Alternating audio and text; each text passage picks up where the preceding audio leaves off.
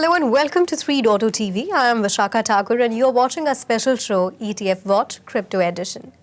The launch of spot Bitcoin ETFs in January 2024 marked a watershed moment for institutional crypto adoption.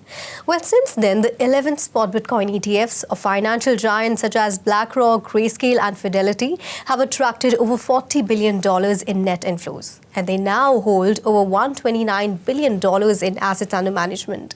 Well, the funds now own over 1 million Bitcoin, equivalent to about 5% of Bitcoin's total supply of 21 million.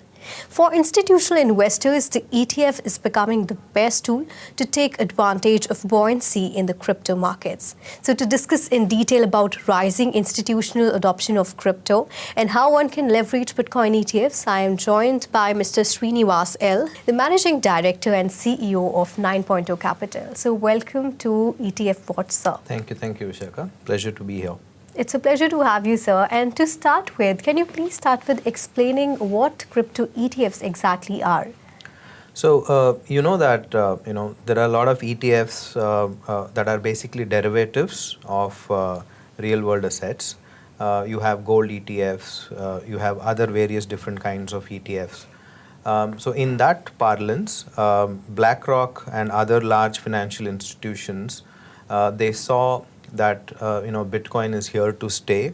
It is its value has appreciated significantly over the last 14 years or 16 years to be precise, and they submitted a proposal somewhere in June of 23 to the SEC, and then they got it approved and started trading on the 11th of January last year. Now, so this ETF is nothing different from any other ETFs except for the fact that the underlying asset of this ETF would be Bitcoin. If it is an Ethereum ETF, it would be ETH, and so on and so forth. And we expect that in the coming future, there would be many more ETFs that would be launched. In fact, SEC approved a combination ETF of Bitcoin and Ethereum as well yesterday. So yeah, that's the basic definition of a crypto ETF in that sense. All right. So you explained well what ETFs are, how crypto ETFs are different. Their underlying asset is Bitcoin. But so if one wants to invest in Bitcoin, if we talk about the advantages, so what are the advantages of investing in a Bitcoin ETF rather than investing in Bitcoin itself? So let's look at it from an Indian investor's perspective, right? Of course, there are many pros and cons for people abroad, but I would like to address this to the Indian audience. So if you are an Indian investor with an available capital with you, and if you decide to invest in not only Bitcoin, any other crypto, I would put the problems, let's talk about the problems first. There are three main issues. Okay. Number one, the taxation, right? You have a 1% TDS. You have a 30% tax that cannot be offset against the loss. So you carry a positive profitable trade and then you do a loss-making trade, you still have to pay 30% on the profitable trade. Now, this kind of deters any investor from getting into this asset class. The second thing is the number of scams and hacks that have happened. One of the largest exchanges in India has got hacked. This kind of again puts in a sense of fear amongst investors in India. And the third is, today if you have surplus capital and you want to get into the equities market, there are a dime a dozen experts in the market who would provide you with amazing strategies to multiply your wealth. But then when it comes to cryptocurrencies, you do not have that kind of expertise in the country. Right. Now, if you have to look at a regulated rail where it is tax efficient, where it is managed by or it is backed by institutions that are of global repute, and you have that expertise where you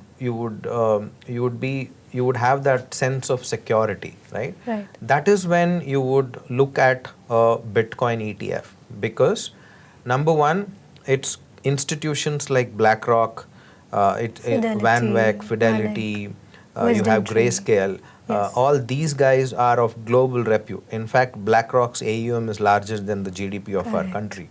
So these kind of companies, when they come, they bring in that trust and confidence. And the second thing is, you can trade it in the same way that you trade a stock. So just like you log into Zerodha, you buy a Tata Motor stock, it's in the same way. Unlike going into a crypto exchange where you'll have to, depending on what kind of an exchange, decentralized, centralized, there are a lot of technology aspects that you need to be aware of. So this is the major difference and advantages of going with a ETF, and it follows the price action of Bitcoin, right? So Right. you are safe. You don't have to worry if your Bitcoin would be lost or not. So that's the benefit of going with a ETF rather than a Bitcoin directly. Right. So you explained the benefits, but if we focus particularly into how Indian investors can take advantage of Bitcoin ETF, so how can it be possible? So we are one of the first, India's first digital asset management platform, 9Point Capital. Now what we are providing is a regulated rail for Indian investors to access these asset classes. We are dual regulated in the sense that the first thing is our broker accounts are regulated by the US government, the SEC, the FINRA, etc.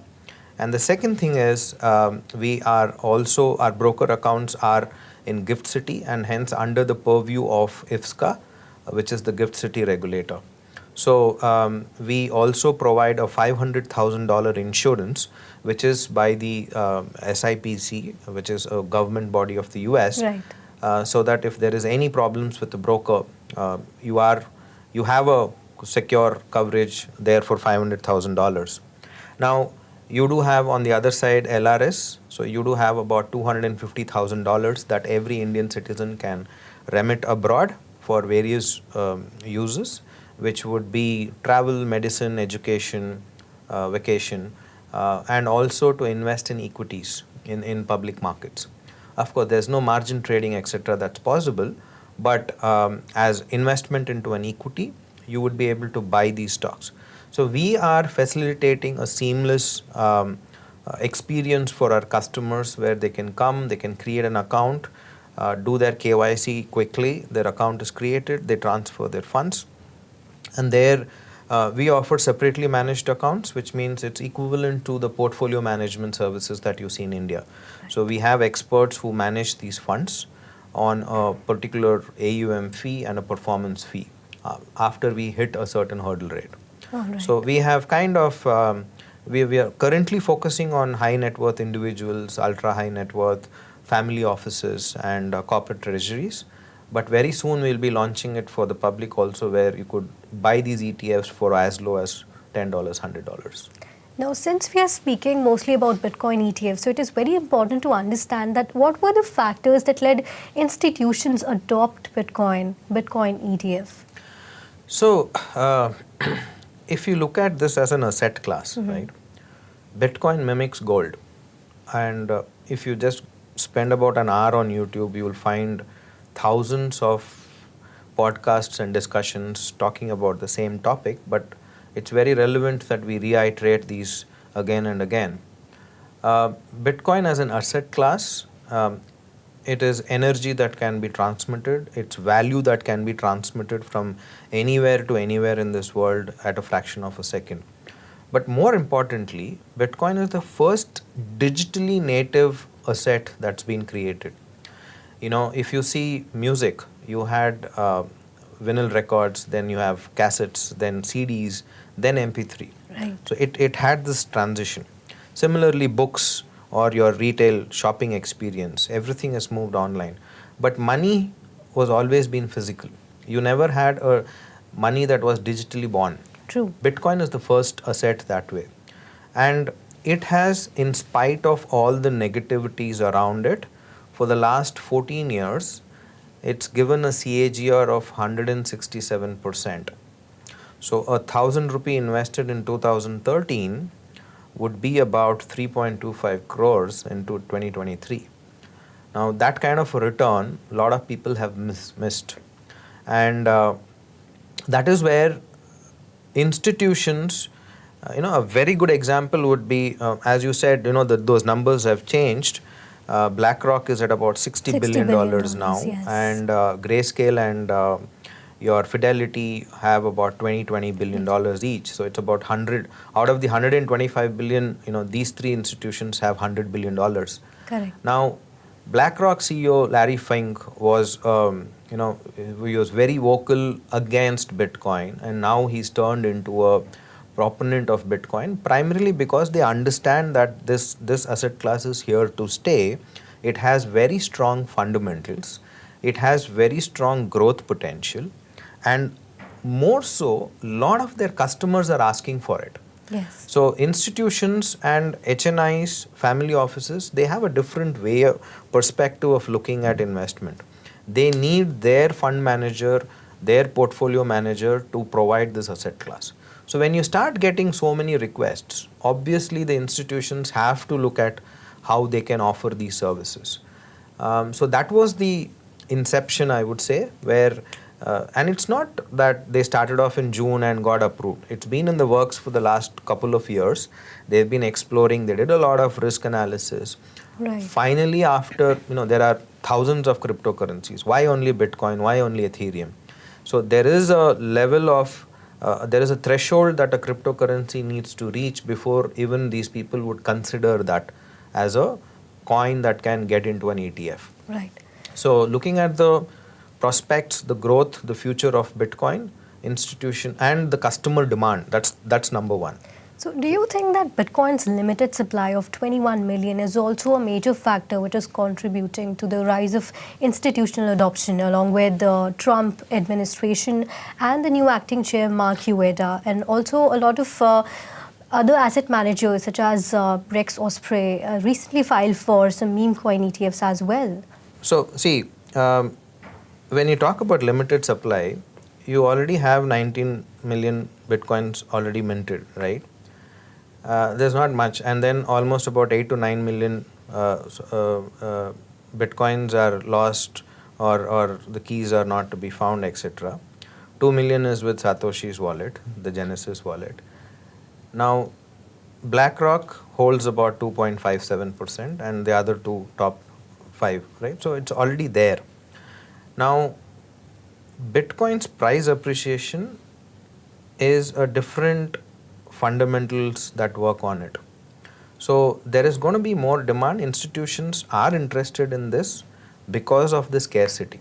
It's just like gold, right? It mimics gold. Right. No one owns gold, what is available, and no one can control the supply. And scarcity is what drives the value. Gold is precious because it's scarce, right? So yeah, I completely agree that scarcity would be one primary contributing factor for that. So back in November, the assets under management in Bitcoin ETFs had surpassed that of gold ETFs. Mm-hmm. So what do you have to say about this comparison? No, in fact, I'll give you one more statistics because it's very, very relevant in today's market, right? Coinbase is the US's go-to exchange. It's been there for the last 12 years now. Their daily transaction volume is about $4.2 billion. The Bitcoin ETF's daily transaction volume is $3.2 billion. They're almost there. Yes. Right? They're almost 2/3 there. Now, why is this happening? It is because of the pent-up demand. As a fund, let's say a pension fund. Now, the pension fund can only invest in a certain type of assets, and they cannot just go like you and me and just buy what they like. They need a set of regulations, they need a set of vetting to be done, security, regulatory measures to be done. So, when Bitcoin ETF was launched, almost $12 billion came in the first week itself, which is one of the record inflows for any ETF in the last 16 years. So it becomes very important to understand that there was a lot of pent-up demand for Bitcoin by the customers, which then goes back to that answer I gave you for the previous question, that customer demand is what is more important, that drives any value of an asset. So gold, yes, it would surpass. I'm thinking it's just a matter of time when Bitcoin itself will surpass the value of gold. Of course, it's a long journey, but it'll definitely happen. Big words coming in from you that in the longer run, Bitcoin will surpass the value of gold. With that, we would like to end the show. Thank you so much, sir, for being on the show. It was really great having you here. Yeah, it's a pleasure here. Thank you so much for having me. Thank you, Take sir. care.